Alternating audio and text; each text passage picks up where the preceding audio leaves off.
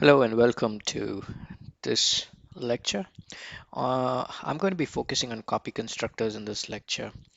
I've got some starter code here and I'm going to run you through it. As you can see, this is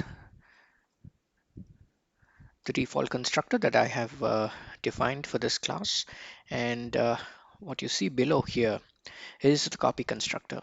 So a copy constructor is used to copy objects of the given type. So in this case, I've written a copy constructor which actually takes in a reference, a constant reference to an object of the my class type.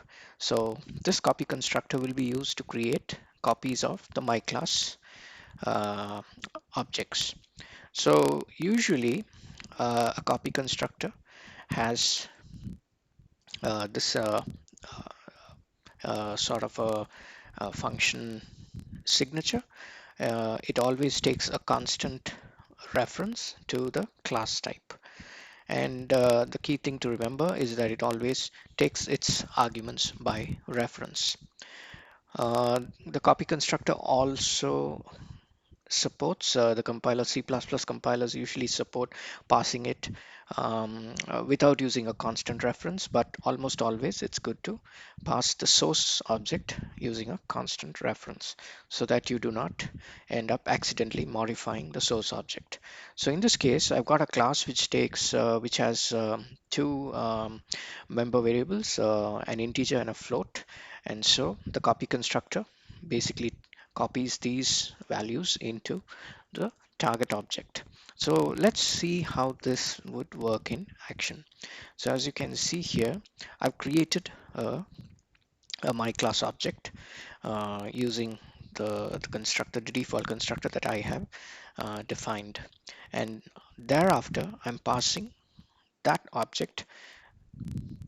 Yeah, I'm using that object to initialize the second object. So copy one is another my class object that I'm trying to create. But as you can see, I'm passing the first object that I created as an input parameter. So this is going to call the copy constructor. Similarly, I also am trying to construct another object called copy2. And as you can see, it's trying to initialize itself by using copy1. So this is also one more case where it will call the copy constructor.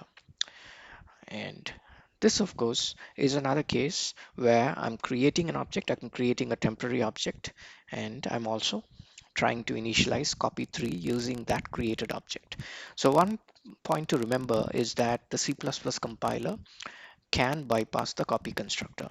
And there are times when we might expect the copy constructor to be called, but it's always possible that a standard C++ compiler can take matters into its own hands and then avoid calling the copy constructor and might call just the default constructor.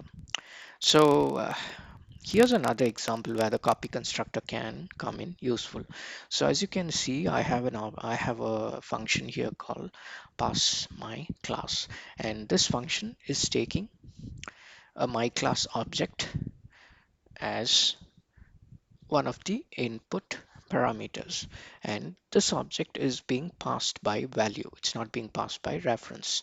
So whenever an object is being passed by value, this is also one of the cases where you would see the copy constructor being called. Similarly, let us assume that this function was also returning a value of type my class.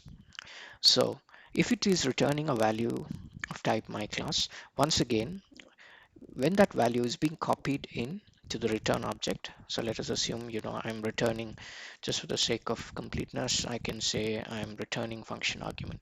Now this argument has to be copied into the when this function is returning. So once again, the copy constructor will come in useful here. So that's what I have done here. So let me uh, maybe let's remove this. We don't want to be churning the wheel here. All right, so let's just keep it as a void. So those are the cases where a copy constructor could get called.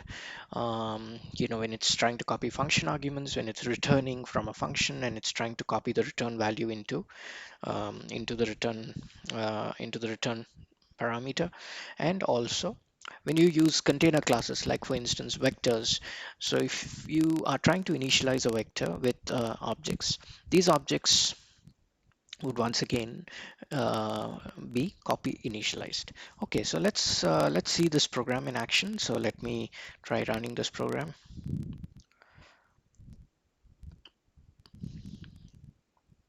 So as you can see, I'm creating the first object and it goes into the default constructor. So that's expected. So let's see what's the value, and we get 10 and 23.5. So now the next one, we are expecting the copy constructor to be called. So let's see what happens. Yes, so the copy constructor, as you can see, is getting called. Now there is a reason why the copy constructor takes its argument by reference. I'll come to that when we a little later in the lecture. So as you can see, the value has been copied, and so copy 1 has the same values as my C. So now let's look at another way of copying, and that's where copy 2 is being initialized to the value of copy 1. So once again you see the copy constructor being called, and as you can see, the same values are copied. Now we are trying to create a different object here in this line where my class is being initialized with 22 and 933.45. So let's see what happens. So once this object is created, this object is going to be copied into copy 3. So we should expect the copy constructor to be called, but let's see what the compiler does. As you can see, the default constructor is called, and that's how the object is getting initialized, and we don't see the copy constructor getting called. So this is a case where the compiler can take a decision not to call the copy constructor. It bypasses the copy constructor. So in this case, it's doing a direct initialization of to construct copy 3. So my class, the compiler knows that my class, this temporary object, is not being really utilized. So it doesn't need to create this object and then copy it into copy 3. All it does is it knows that it has got to create copy 3, and it knows that these are the values that are to be used. So it's able to deduce that and then call the default constructor. So now we come to the next case where we are calling a function and we are trying to pass copy 3 to that function. So what happens here? So now let's say copy 3 is going to be copied into that function argument. So let's set a breakpoint here, and so as you can see, copy 3 is being called, all right, and the copy constructor here is being called. So once this gets initialized, you see it coming in here. So that's function argument. So function argument, as you can see, is actually getting constructed using the copy constructor.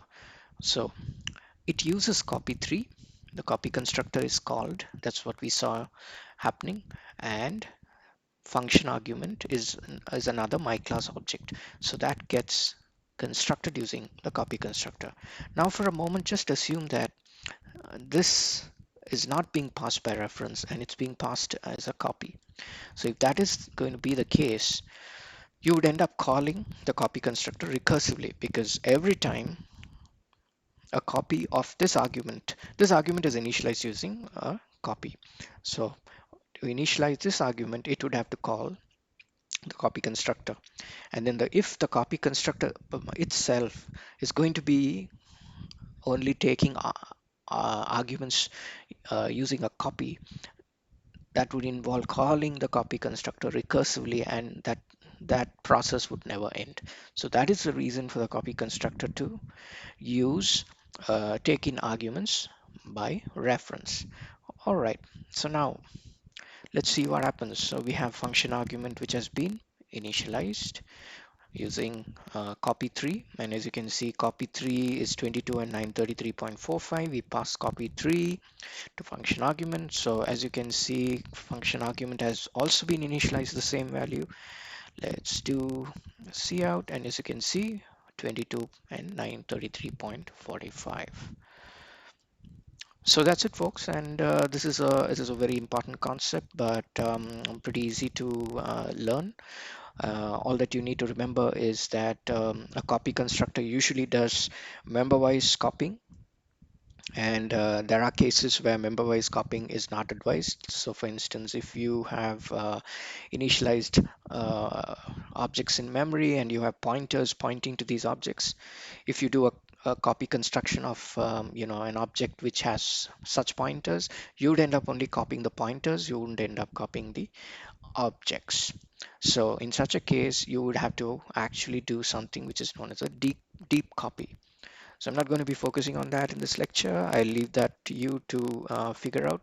So the copy constructor, as I said, it's always possible that the compiler could bypass the copy constructor. But by default, even if you do not provide this copy constructor, if you do not provide this, the compiler will still provide a default copy constructor. And that default copy constructor does a member-wise copy. So that's a point to remember. And even if you define other constructors and you forget to, provide a copy constructor, the compiler does provide a copy constructor. Um, but the only thing that it does is it does member-wise initialization. So in this case, we don't have any pointers here in our class, so it's just only a plain integer and a float.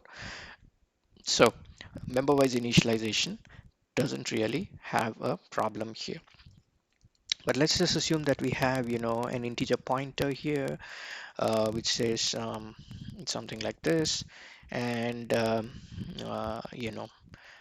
you come here into the copy constructor, and if you say pointer is equal to source dot pointer, or what's going to happen is that a member-wise initialization happens, a member-wise copy happens. So just the pointer values get copied, but source dot pointer could be pointing to an object. So what's going to happen is now we're going to have two pointers pointing to the same object in memory. So if you delete one of the pointers, you could end up resulting in the other pointer pointing to memory which has already been released. So that's why when you have pointers in a class, you should not be doing a member-wise copy. You should do something like a deep copy. So in other words, it's something like this. So you will have to basically say new int. So that I've actually allocated memory for this pointer. And next, what I would do is I would have to copy the value of that pointer. So this, and I'll have to say pointer. So sorry, let me say source dot pointer. Okay, so I'll have to say this. Okay. So this is what is called as a deep copy. So I basically have to initialize some memory and then after that copy the value of the source into the destination pointer. So this is what I would say is a deep copy. So there you have, folks. I've also covered deep copying here. So with that, I'll come to the end of this video lecture. I'll leave it to you to continue exploring copy constructors, and I'll see you in the next lecture. Thank you.